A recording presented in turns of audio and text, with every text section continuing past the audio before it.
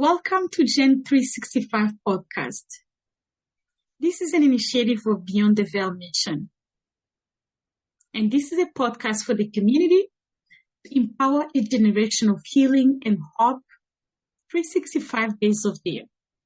Come. 365 family, welcome again. We are so glad to be back with an amazing guest, Doriane, our Miss.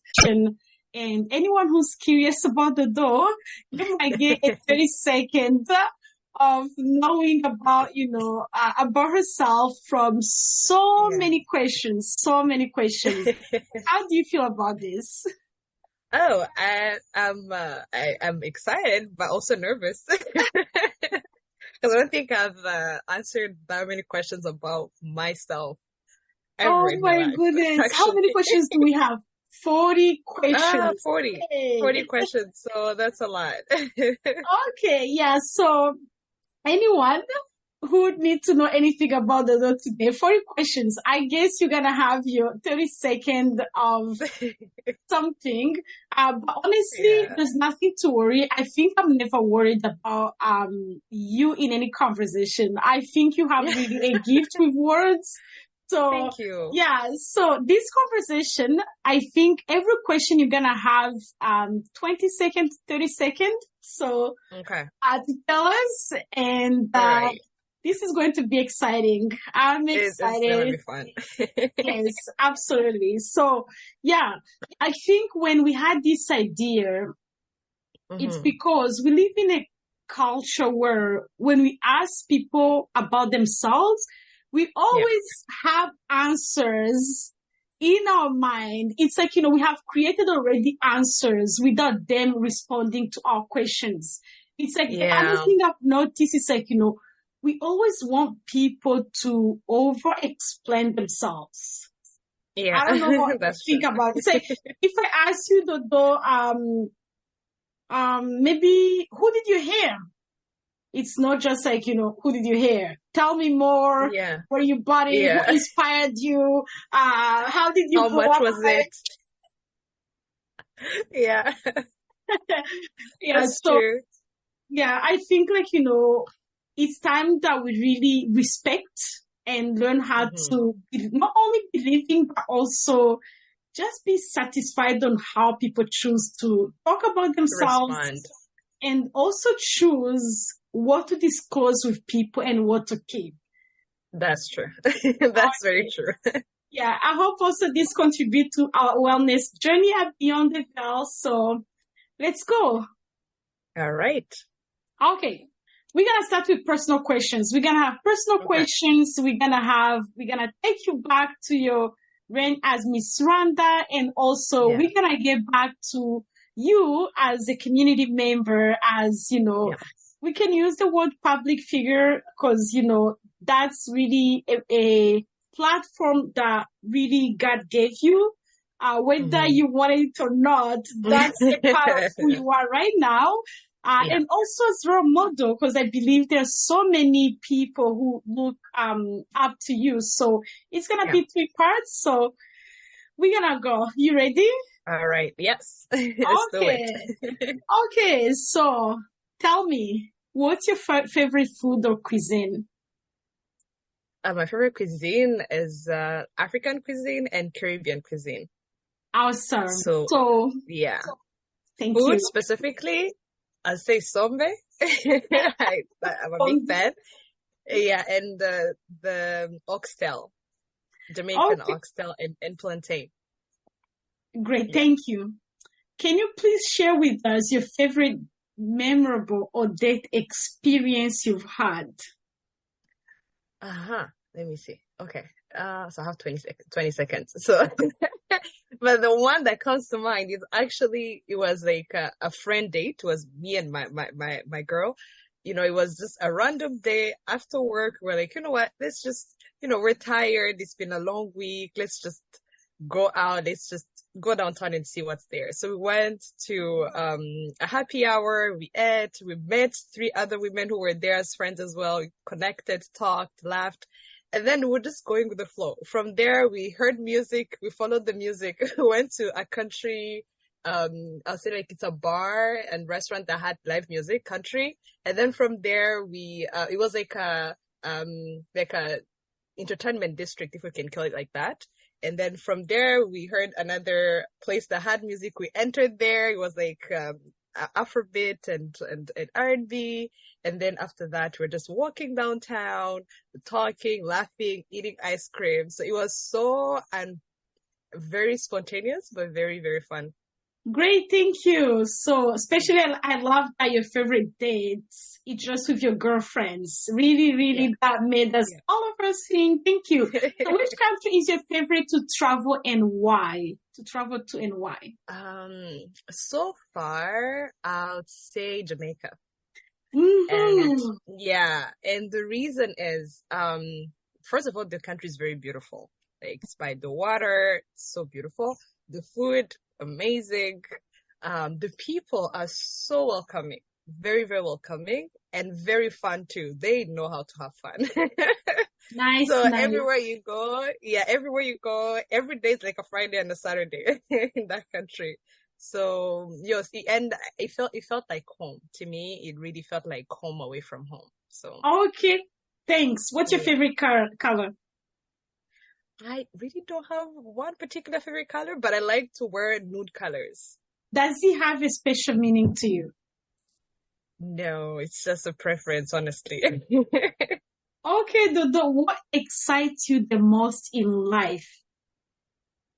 One is being around people I love. Like when I know that I'm gonna see my family or I'm gonna see my friends, I'm always excited as if it's my first time seeing them for some reason. Or if I have worked so hard on something, like it could be a project, and then I see it coming to life, that is very exciting. Lovely. And who is the person, very curious to know, who is the person that you value the most in your life and why? I think that's a little bit obvious, Lydia. It's my mom. Yeah, you've been considered. Don't want to be jealous, all of us. It's my mom because on top of being my mother, but she's also my best friend. I can go on the phone with my mom for 5 hours straight, and we never run out of things to talk about. So she's my everything. You know, she's the person I run to when I'm sad, when I'm happy, when I'm worried. So she plays many roles in my life, and on top of that, she's my role model. So she's my biggest inspiration. Awesome. So, how do you maintain your health work-life balance? Honestly, at Beyond the Veil, we don't believe in life-work balance because there's no such thing like that. Some days we prioritize something, other days we don't. Just tell us, quickly, how do you take care of your well-being?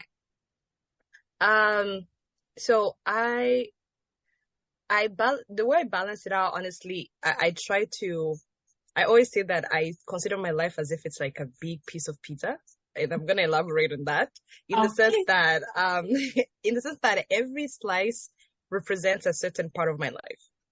So, the one slice is work, a professional life, social life, my time with myself, academics. So I try to make sure that every part of my life is balanced.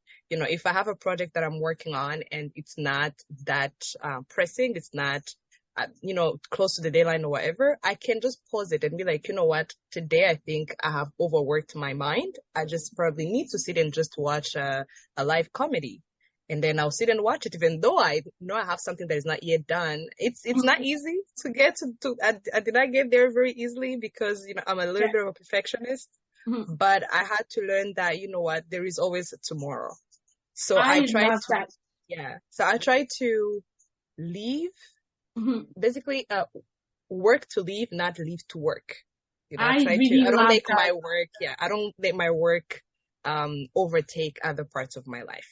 Okay, that's great. Especially, I love that you always have to choose yourself whenever it's necessary. Yeah. Thank you.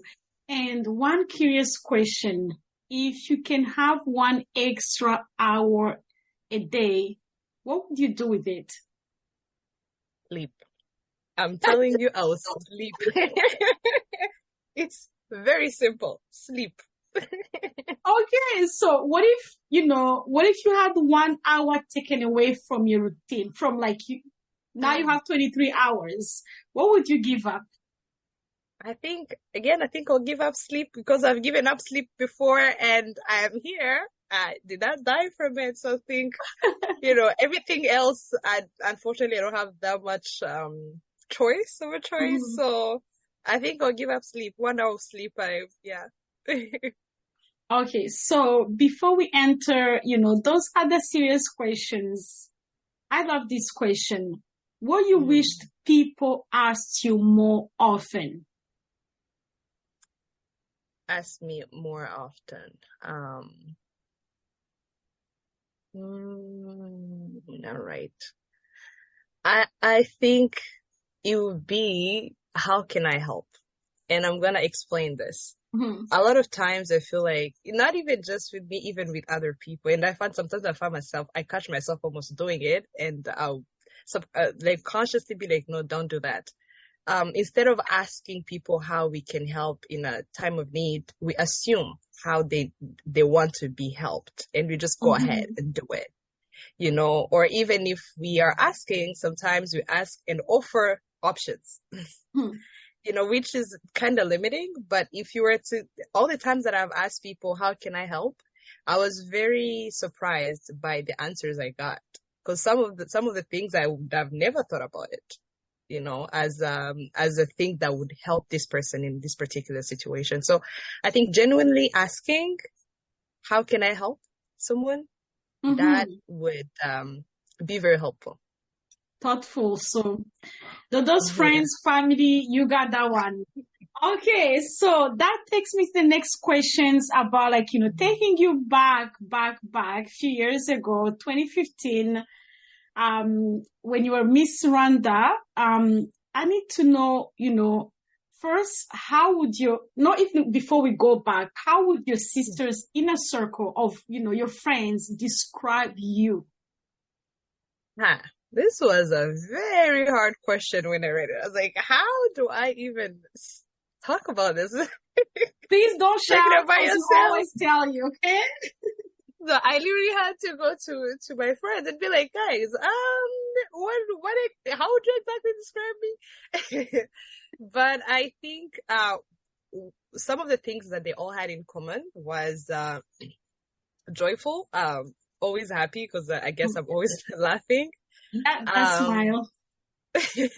Mhm. and two, I think they said patient. I and how did they say it again? I think very rational sometimes. Like Okay. I don't react easily to things. I mostly like take time and process things before I react or respond to it. Um, very analytical. I Mhm. overanalyze things. Say I yes, might not routine, talk man. about it. Yeah, I We might say not talk yes. about it. Yeah. Okay. So Yeah, but I see everything. And yeah, I like to have fun. I like thoughtful. to have fun. Nice. Yeah, being Mhm. around my family and friends. Yeah. Okay, great. So taking you back to winning the Miss Rwanda title, how did that change your life? You were so young. How did that change your Yeah. life? So I say that one, I had to mature Mm-hmm. faster Mm-hmm. than maybe other people my age because I had responsibilities, decisions to make. Um, so that there's that. And secondly, obviously being in the public's eye is not an easy thing because I became very mindful of what I do, what I say, who I'm with, where I go. There's that. Another thing is that it made me very more aware of my surrounding and who I have around me and who I allow into my life. Okay. And to be very discerning of the people, the reasons they're in my life, everything I do, basically, I had to double think about it. Okay. Next. Thank you. So can you please tell us, I know it's quickly, what inspired you to participate in Miss Rwanda? So my journey is very different for maybe many people, because it wasn't like that, oh, I've always dreamed about doing this thing, and then I see the opportunity and I'm just gonna run to it. It was more of, my friends telling me, you know what, we think you can do this, just try it out. I didn't think that I wasn't too familiar with the Miss Rwanda pageant and how it works and how big it was, how big of a deal it was. So I went in thinking that it's actually not that big of a deal. And when I got there, so I was like, okay, this thing is actually such a big deal. Nice. Yeah, but once I got in, I think I started, learning more about what other people have done and what it's about. And I was like, you know what, this is a good opportunity for me to also contribute, one, to my society, and to also put my viewpoints, my energy and everything that I have within me out there for the world to see. Awesome. And what was your most memorable experience during your reign as Miss Rwanda? So I'll say three things. One, it's not like a one-time thing that happened. I think even today, it's the love from strangers, the love and the appreciation. For me, it's always a humbling moment when you see someone who wants absolutely nothing from you, but they are very happy to be around you. They have this so much love for you. It's for me, it's a representation of the grace and the favor of God on my life, Awesome. Yeah. Secondly, it's like to see my family, like how the pride that my family had, on their face and everything that particular day. And third, it's a few projects that I worked on, but one that was about kids that we worked on with Miss Kenya. It was when I got there, it was very heavy. It was a very heavy project, but it was very worth it. Okay, that's great. Yeah. So can you talk about the support system that helped you during Miss Rwanda? Number one is my family. Yes. My family was really there. They were present every step of the way. I mean, I'm talking about every day. Like my mom knew my schedule every single day, who I'm going to meet, why I'm going to meet them, where I'm going to meet them. So, it was very helpful to have them. It's like they shielded me with their love and protection, and it made me feel very safe.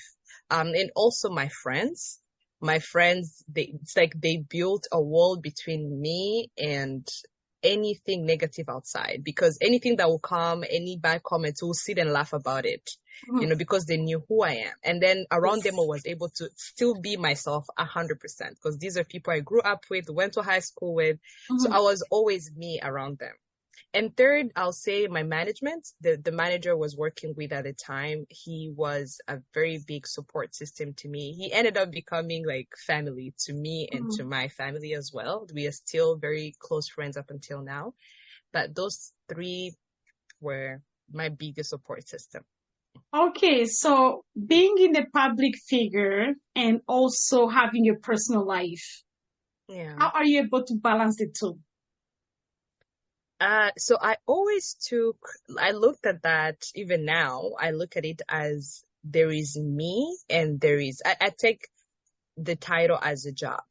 It's a title. It's not my identity. It's not who I am. It's one big and important part of my life, but it's not who I am entirely.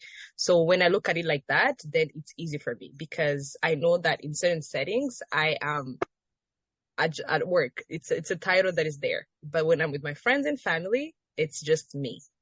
Okay. So yeah. Okay, so Dodo, how do you stay grounded?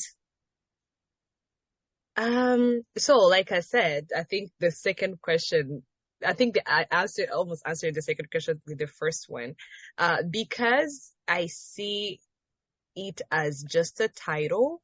I don't think it's ever got into my head where I'm like, oh, I am above everyone or anything like that. Okay. And also, again, understanding that, like, always seeing it as a reflection of the grace, honestly, the grace that, all these people who know me or who are happy to be sharing the same room, with me and taking pictures and everything. I don't see it as if there is something extraordinary that I've done that more than other people. I just see it as, this is just a blessing from God on my life. And it has never been, because with my family, I'm still the kid that my sisters will order around the way, the way they want. With my friends, still the friend that they can roast anytime. And, so yeah. Nice. So I'm curious, can you share at least one valuable connection or networking opportunity you gained as a former Miss Rwanda?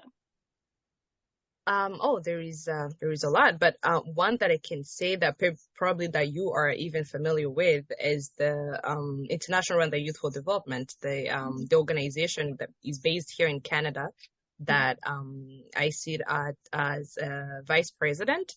So I met them. They knew me as Miss Rwanda. So when I moved here, they invited me for an event, the two co-presidents, and that's how I met them. And a few months later, that's when I was elected as their vice president. And I've been blessed to work on many projects with them that are very, very educational for me and also fulfilling. So that is one that, because you asked me one, I think that is one that is very recent, that is still even active today in my life. And we have one of your big projects coming up in November as well, the youth in Canada, North America. So excited.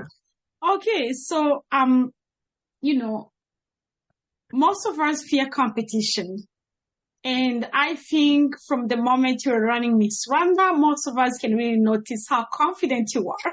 How do you really maintain your confidence in the face of competition? So it's consciously trying not to compare myself with other people.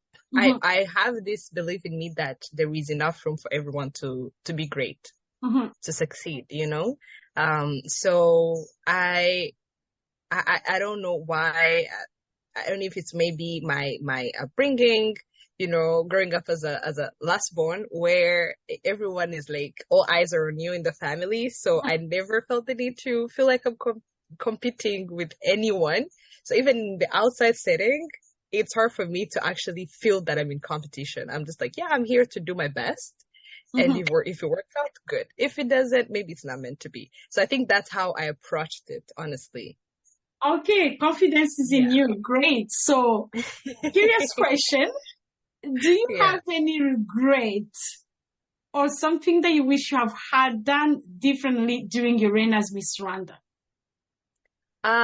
So like I said, I was young, and with being young, there are certain times that maybe I wasn't like firm enough in like probably putting people in their place the way it should have been done because I was young. And most of the times I was dealing with older people, like way older people.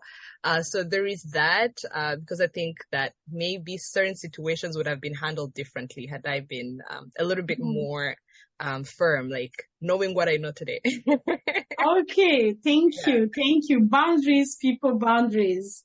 Okay, Absolutely. So, how has your life evolved in the years since your reign as Miss Rwanda?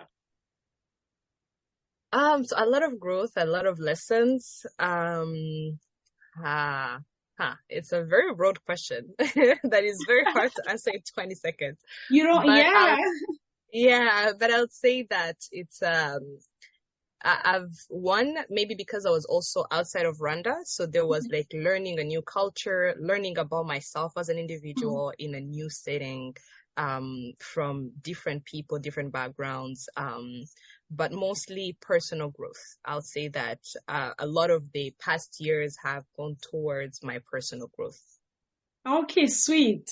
And, do you have any project or initiative you have been involved? I think you have shared that already, this one in project, working with the youth, and always see you involved in many things here. Thank you. So, can you talk about any challenge you faced during your transition from Miss Rwanda to post-pageant life? Any challenge transitioning? So because my transition was on top of being like professional, it was also personal, like me transitioning to a different country. So I don't think I felt it on the level of the title per se. It was more of like the whole transition as a person who's going to live in a new country, new Okay. culture, learning everything. So there wasn't any particular challenge as to the Miss Rwanda title. Okay. Yeah. Okay. So can you share some of the highlights of your international engagement as Miss Rwanda? Any highlight? I know you have shared, some of the project things you've been involved in. Any Mm-hmm. highlights? Something maybe memorable always think.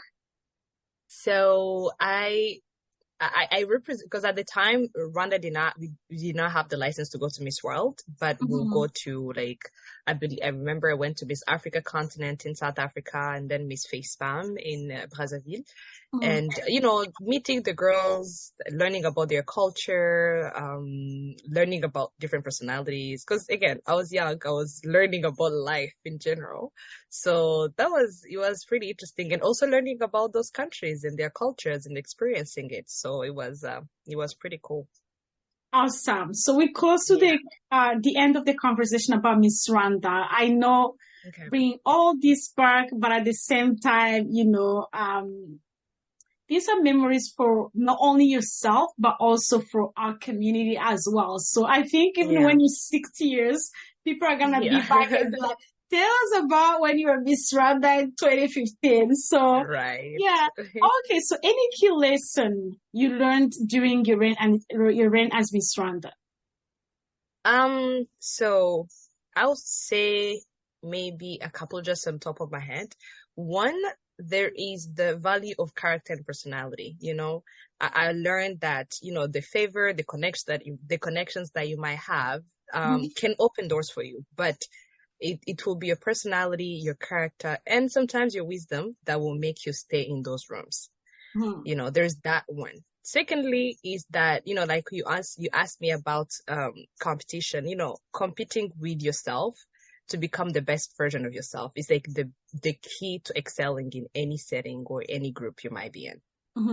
And three is that regardless of, someone's level of experience, there is always something valuable you can learn from every person you meet.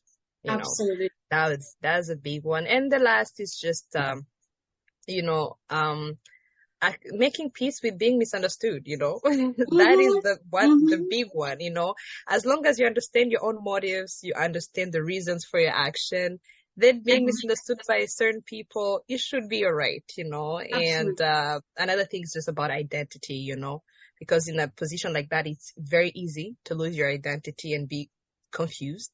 But, it's to never let any achievements become your identity and go above your values or your principles, because I feel like when you lose that, you lose yourself. And that's the beginning of a downfall. So, yeah. Absolutely. Value anyone regardless, because everyone has something to offer. Listen, people, the second part that really kept is, be comfortable by being misunderstood. I think once you get that part, you can really, really achieve anything that you dream of, because you always need an approval of everybody, and we don't have to. So thank you so much. We're going to move to the last part of the conversation. This is you as, a community member, as someone who have been part of many people's lives, many engagement. I need to know, as a young woman, for sure, any advice you can give to young women aspiring to participate in anything that inspires them? I would say first, to believe in themselves and to know that it might not be the easiest ride, but it will be worth it. So they should go for it. Yeah. Wow. Two is to surround themselves with people who believe in them and support them. Very important. And to remember to celebrate the small wins, because, things don't always go as you wished, but even the small wins, that balance is very, very needed. And lastly, it's not to compare themselves with the people who came before them or who are doing what they're doing today, because we are all unique and there is enough room everyone to succeed and to be great. Okay, great. Yeah. And I need to know, how do you define beauty? Beauty. So you mean beauty beyond How you really, any way physical you appearance? understand beauty. It can be physical. For me, I think like, what is beauty to you? How do you define that? Um, Because when so you look at people, we often hear, oh, the beauty is inside, not outside, but I don't believe that. I don't believe that. I'm I sorry. know. I know. I know. So beauty.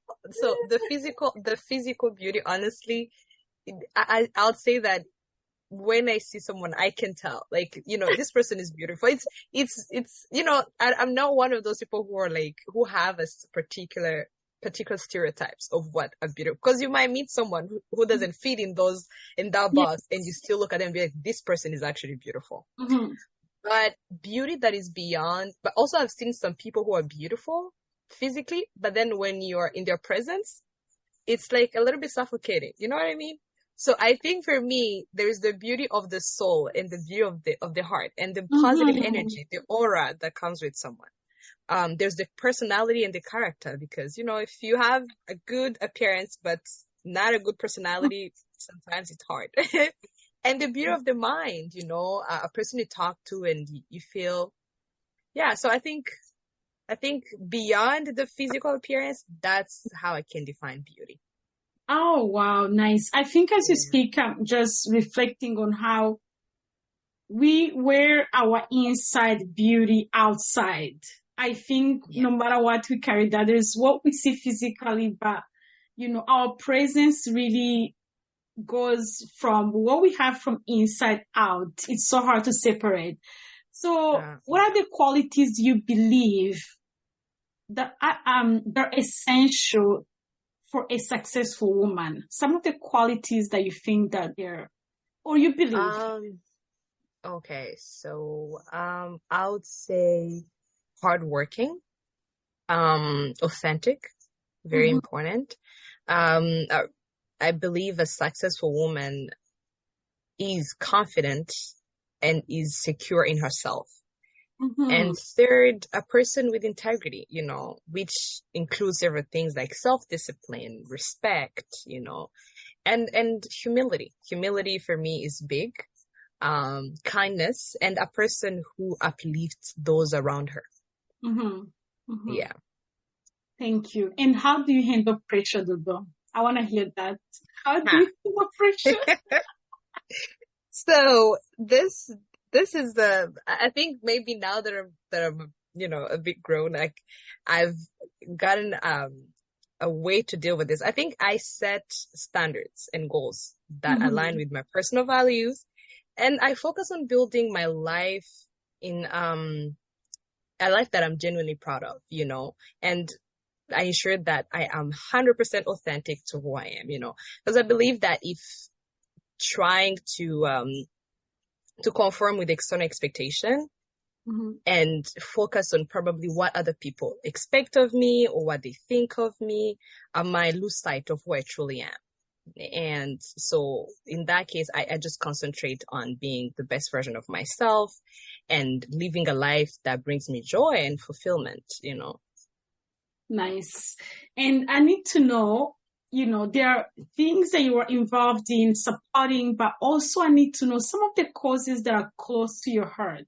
I might be from Beyond the Veil, working Beyond the Veil, but then I have other causes that I think like, this is so close to my heart that we support, and any other engagement that you actively support, please share with us. So mental health awareness, I think me and you have worked on a couple of projects together, Mhm. and women empowerment.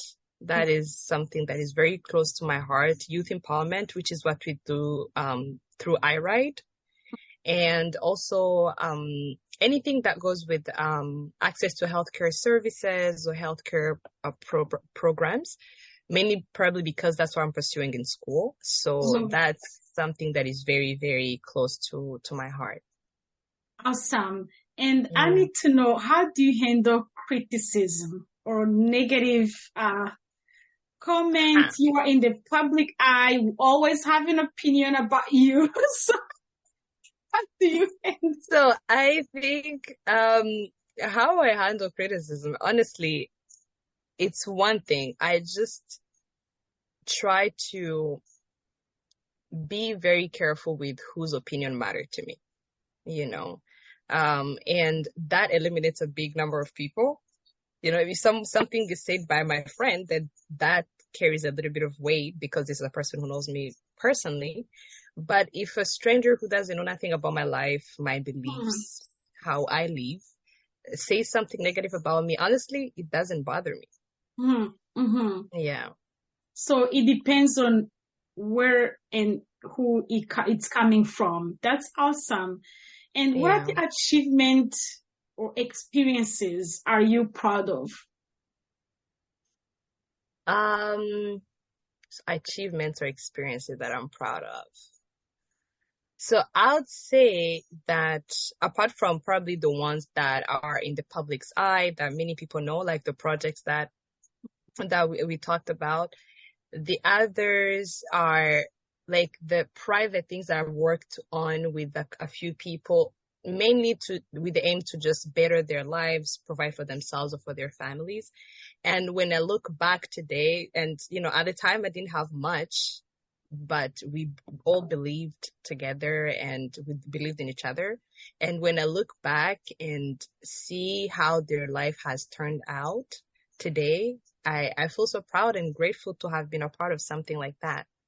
Absolutely. Absolutely. Yeah. And how do you stay motivated?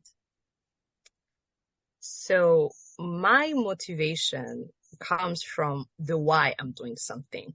The why behind everything is what drives me, the bigger picture, the goal that I want to achieve. Like knowing the desired outcome of everything I'm doing is basically what keeps me going, really. Awesome. I think people in the public eye, we are always curious to know what's coming next.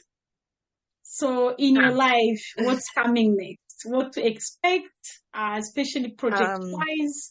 And project-wise, honestly, doesn't have to be professional.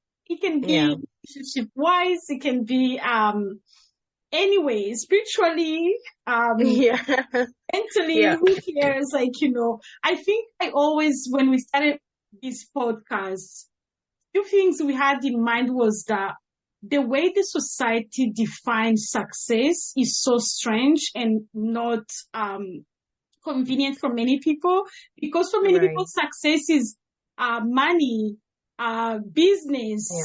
We always value success around those people, but there's a huge success about around our relationship with family, friendship. And I love when we ask you your most memorable date. Many people think of boyfriend, husband. That was so touching, you sharing your date with your girlfriends. And I think that one on your page, you can always see how you find your girlfriends around you. So what's coming next? So project-wise, there are some projects that related to health and, if possible, women's health in particular. So if everything goes as planned, I might be involved in some initiatives in Africa in the future about that. Other projects might be related to mental health, which I'm very excited about. But project-wise, that's what I can disclose for now, because most of them are still like in the preparation phase, the early, very, very early stages of that. But personally, obviously, it's just, living a life of gratitude every day. Really, I look forward to that. Living a life of gratitude and joy, and personal growth. Personal growth and living a career development, obviously, and ultimately, basically, just leaving an impactful legacy behind, like leaving a mark. Okay. So I think the questions that I had, 3 of them, I think you have responded to them. I'm not gonna ask them again. I think I'm just going to ask you. We are closing the conversation. And thank you for sharing. For me, that's so much. And, you know, I know you kept saying, I wish I can give more, but that's so much really. Anyone who listened to this conversation, I love, you know, the idea of you being authentic, choosing how you say, how you talk about yourselves, you know, and I need to know anything that you can share with our audience. You're so welcome. I think the final few seconds or minutes will be just about you. Tell us and we'll end the conversation. I really feel like I've shared everything. I don't know. I just wish everyone to, you know, to live a grateful and happy life, you know, because for me, I feel like gratitude and joy and happiness go hand in hand. The more gratitude because you have to be conscious about that. Gratitude is not something that comes subconsciously. You know, there's a lot of things that happen around us that are not, that stays in the way of that. So we have to be purposely grateful.